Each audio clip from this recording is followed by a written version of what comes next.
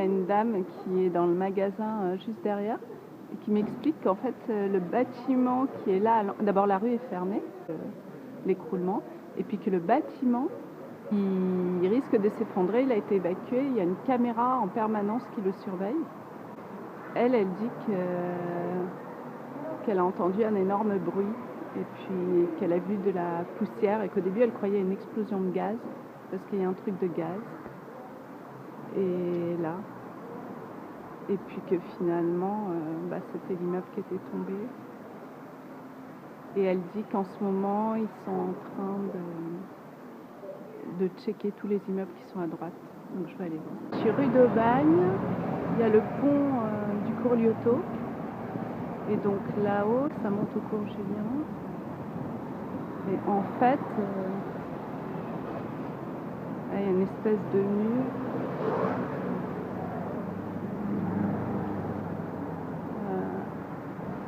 Toute la rue, elle est occupée. Et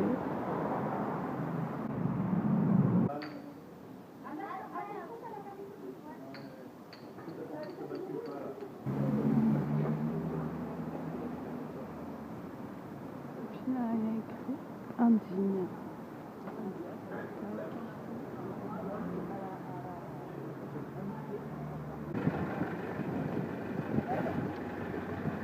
Voilà, on descend là, mais il y a des ouvriers qui bossent là au milieu qui m'ont dit qu'on n'avait pas le droit d'aller plus loin. Donc je vais quand même aller voir. Enfin, que ça serait barré, qu'on n'avait pas le droit d'aller au-delà.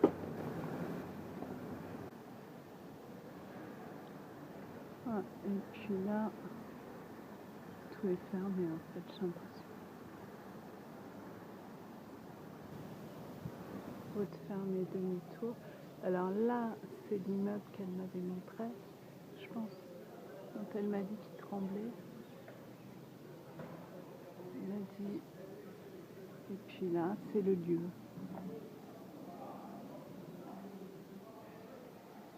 Ah, c'est impressionnant.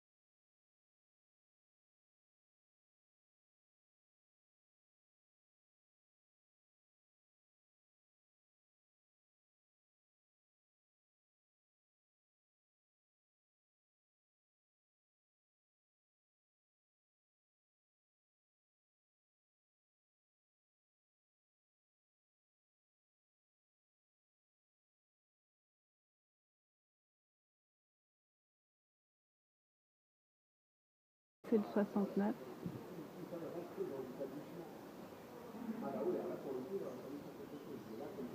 Je ne sais pas combien d'immeubles sont évacués, peut-être tout est évacué. Et puis là, c'est donc le 65-67. Alors je ne sais pas quand est venu un ami qui m'avait dit ça ressemble à un cimetière. Effectivement, tout est blanc, il y a une espèce de tas de gravier. Mais bon, là, ça ressemble plutôt à un chantier. Lui, ce qu'il avait frappé, c'était les immeubles aussi très cossus à l'arrière.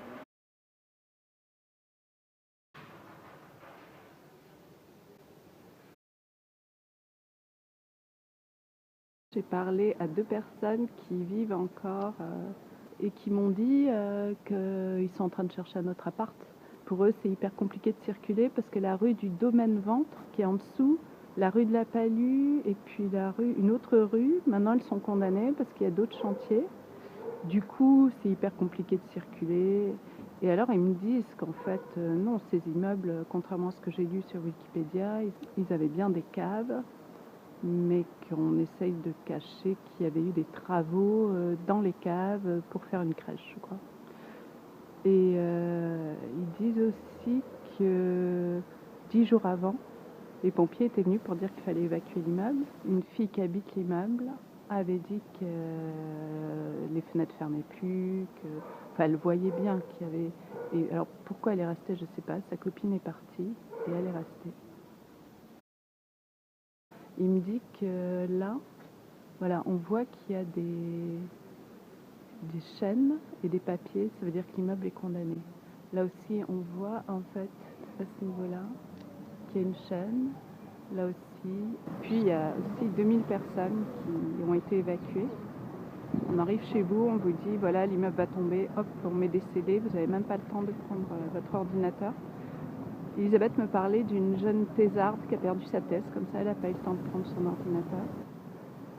Là aussi. Il me dit qu'en fait au centre, il n'y a pas vraiment de travaux.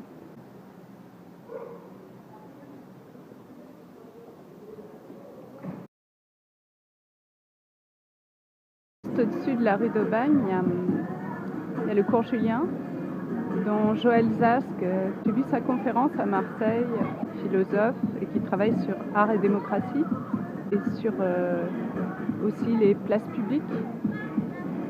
Elle dit par exemple que République est une place militaire et qui est totalement dans l'opposition de Nuit debout, par exemple. Elle dit que cette place ici, elle est pour elle une place assez réussie et assez publique et démocratique. Elle est place publique démocratique. Et elle a décrit l'agora grecque comme un lieu composite. Les places démocratiques, pour elle, c'est des lieux composites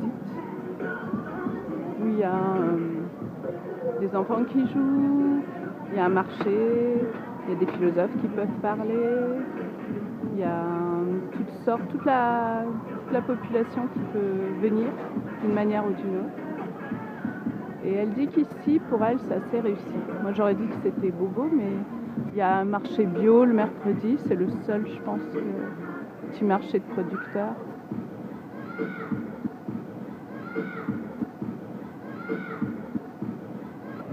La rue Pastoret. Et je vais aller à la plaine, en fait, juste derrière.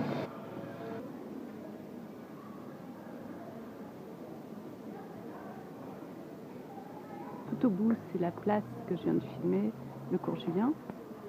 Et là, voilà la plaine au bout.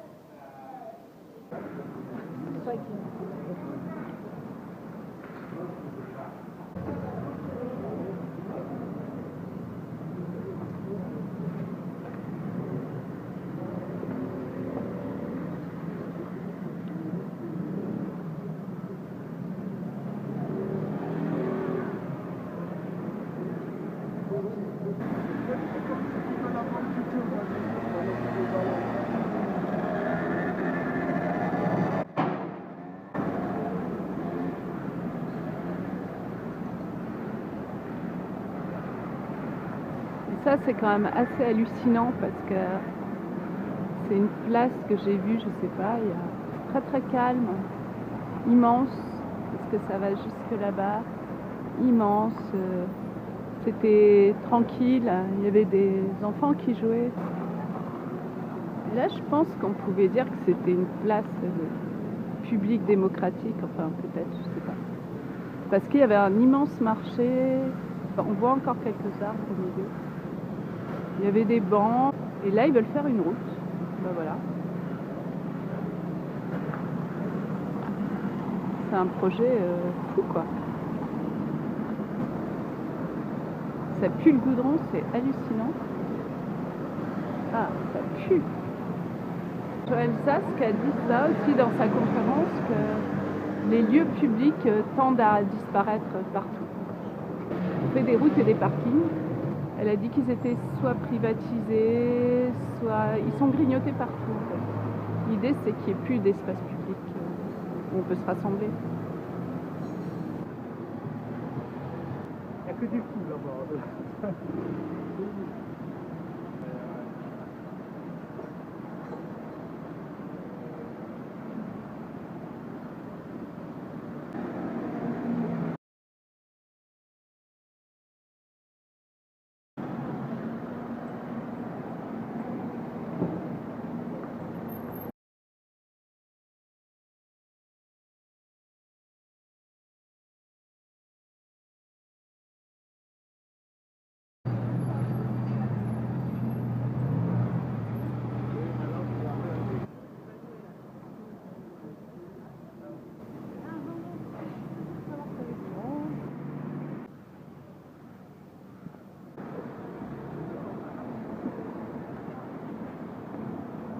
C'est le chantier vu de l'autre côté.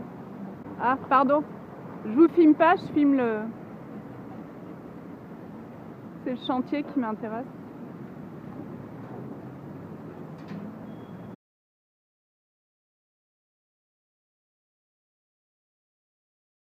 Ce que m'a expliqué un monsieur là, c'est qu'il y a une route donc qui passe tout droit de la rue là-bas à la rue Saint-Sabournin. Et le marché qui était avant de 300 places, il passe à 70 places. Ça sera un petit marché sur les bas-côtés.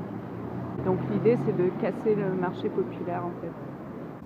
Il a aussi dit que ce qui était choquant, c'est qu'il y avait eu 300 000 € alloués par l'État à la mairie pour réparer les bâtiments et qu'en fait, on ne sait pas où ils sont passés, que l'argent pour ce chantier, c'est je ne sais plus combien, et qu'en fait, rien n'a été fait pour la rue d'Aubagne. Je vois une affiche pour soutenir Bure. On veut respirer.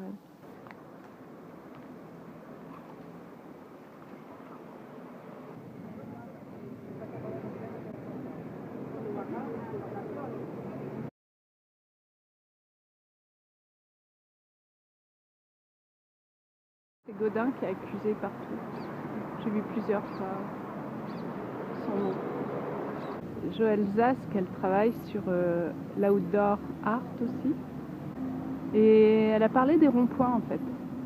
Mais elle en a parlé dans un livre, j'ai vu déjà en 2013 ou avant, pour parler des installations qu'il y a sur les ronds-points, qui n'ouvrent sur rien finalement. On bat le record en France des ronds-points.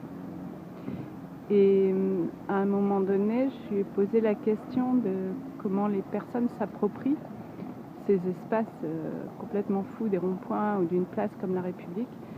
Et elle a dit oui, ils arrivent à reconstruire, à reconstituer un village où on peut se parler. Mais elle a dit aussi qu'elle n'aimait pas le mot se réapproprier parce qu'il y a une notion de propriété. Or, c'est un mot que sans cesse utilisé, se réapproprier nos vies, se réapproprier les places, se réapproprier la rue. Michel m'avait dit s'il y avait un mort dans le mouvement des Gilets jaunes, ça changerait tout. Et en fait, il y a eu plusieurs morts. À Marseille, il y a eu cette dame. Et en fait, je disais, ça n'a rien changé. Il y a eu des morts et ça n'a pas changé. Et il m'a dit, ah oui, mais Marseille, c'est pas la France. Mais bon, je me dis, ok, alors si Marseille n'est pas la France, Nice n'est pas la France, je comprends pas trop quel visage a mon pays actuellement. Et le Nord, c'est déjà la Belgique, l'Alsace, c'est déjà l'Allemagne, la Bretagne, ça n'a jamais été la France, etc. quoi. Donc c'est quoi ce pays en fait ?